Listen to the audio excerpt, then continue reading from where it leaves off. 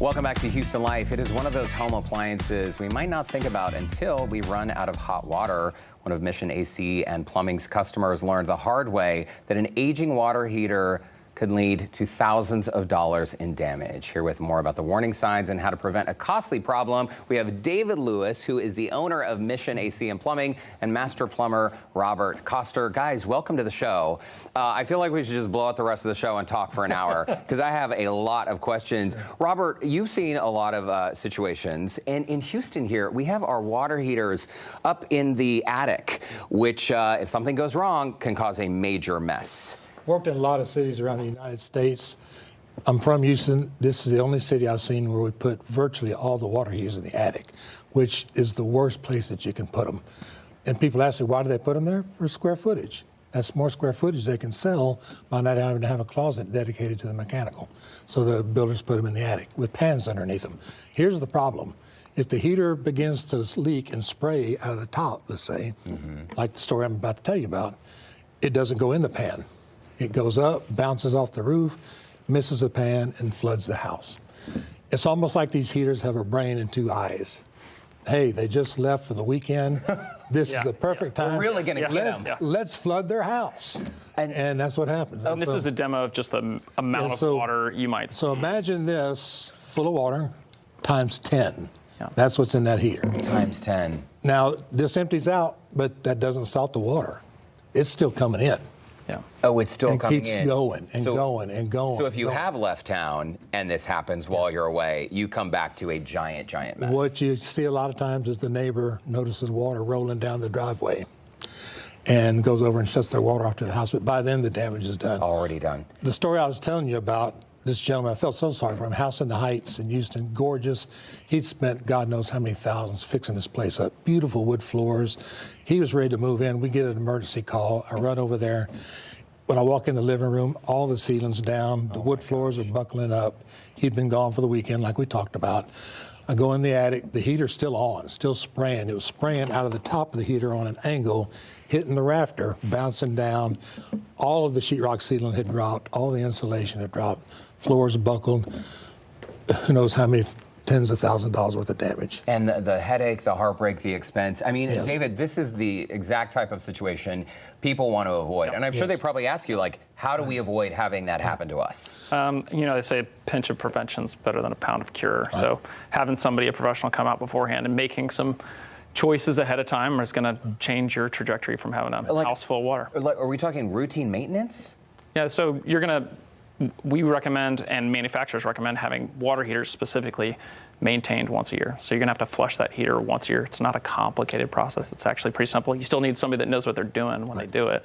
And then that's gonna affect your health and your pocketbook potentially. So preventing something from happening, getting ahead of an issue, being able to get out a lot of the junk that's in these heaters that collects over time. Flushing it out as maintenance, I mean, we've seen videos online of old water heaters being dismantled, and the amount of dirt and sediment and just gunk in there is really, really staggering. Yes. This is something, Robert, that as a master plumber, you have seen on many, many job sites. Yes. In fact, the pipe we have here on set, when we can get that shot, this pipe is something that you actually just pulled out of here. We'll hold it up for Ray to get a shot. You just pulled this out of a job when? Yesterday. Last week? Yesterday. Just yesterday. Okay, so our viewers at home might not be able to see daylight through the end of this pipe, and that's because it's filled with sediment. The water was barely getting through this. Yeah. Why does that happen? So if you have this in your home, houses that were built in the 50s, 60s, and 70s, we're all piped in this. I piped miles of this in. We thought it's galvanized, it's never gonna rust. And as you can see on the outside, it looks okay. Looks great, right? Yeah. On the inside, it's horrible. It's completely filled with rust. And what begins to happen, there's 3 little brown dots right here.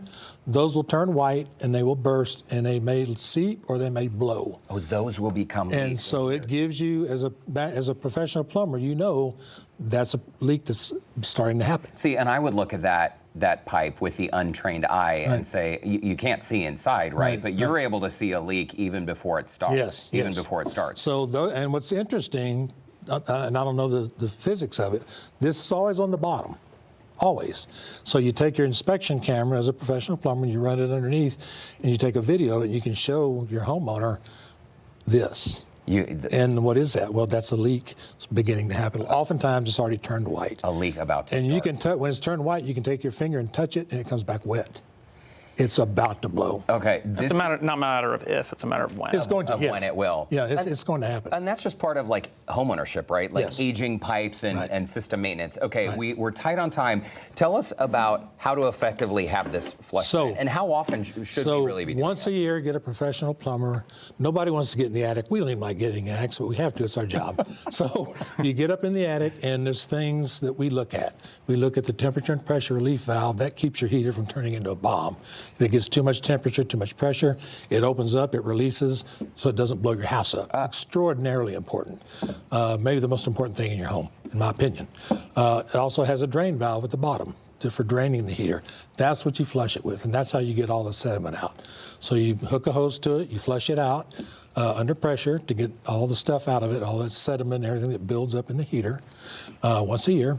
Once the heater's empty, you leave the valve open, you turn the cold water back on again, and it splashes around in there, breaks all that stuff loose. And have that licensed bonded plumber Right. do it. We are out of time. David, $89 for a flush, is that right? This week. Yep. Okay, $89 is a heck of a lot better than having costly repairs. There's the info on your screen. $250 off a new tank if you need that. No trip fee or diagnostic fee.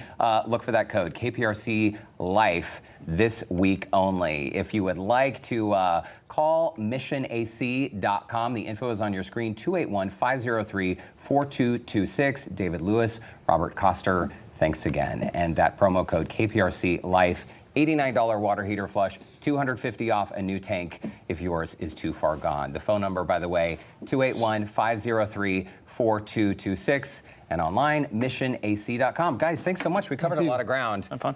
I'm annoyed that the segment is over because I still have a lot of questions for you. Yes, but I'll be seeing you at my house at some point. We'll hire you Very for good. sure. Very good.